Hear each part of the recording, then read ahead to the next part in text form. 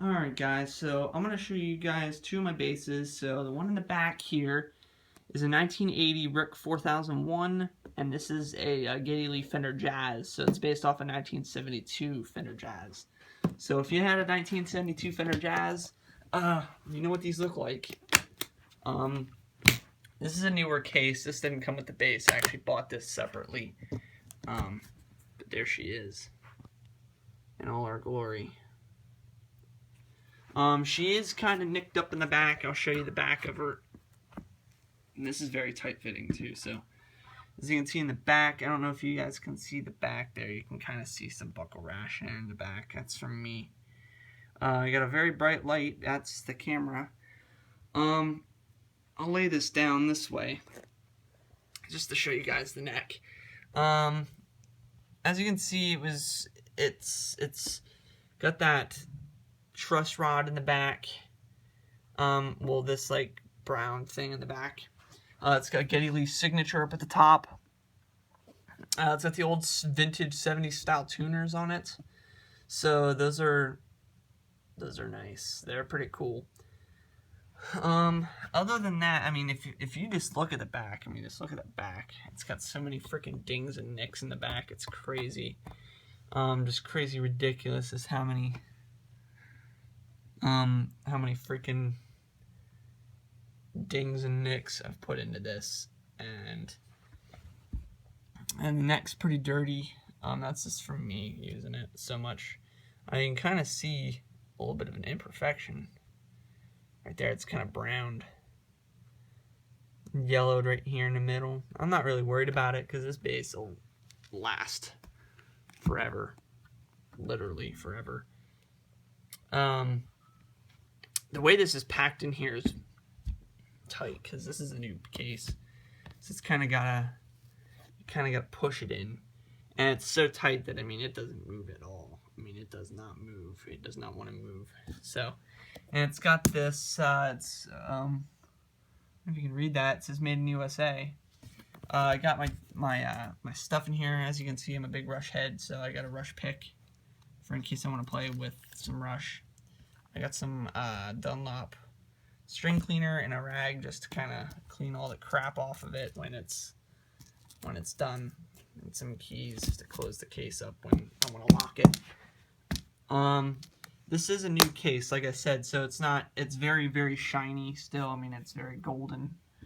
The binding on it's still good. Now the Rick, that's another story, so we'll get to that now. That bass, the Rickenbacker is... Alright guys, sorry about the cutoff there, but my thing ran out, sort of had to restart again. So, we did the Fender, so let's do the Rick. So this is a 1980, so this is pretty old. Look at the case. it's all rusted and nasty. So we got to focus there. Let's get this thing open so I can show you this quick before I run out of data or memory. So here you go. It's 1980. So this bass is 36. You can see it's yellowed. So this has been played by somebody who smoked or was in a place who smoked. This is all yellowed out the wazoo. Even the binding on the neck is yellowed out. I don't really care. That's kind of cool. Kind of gives it that old vintage vibe to it. These are the original pickups. This is the front. So these don't have the toaster pickups like the old 60s ones had. And then this has like the back.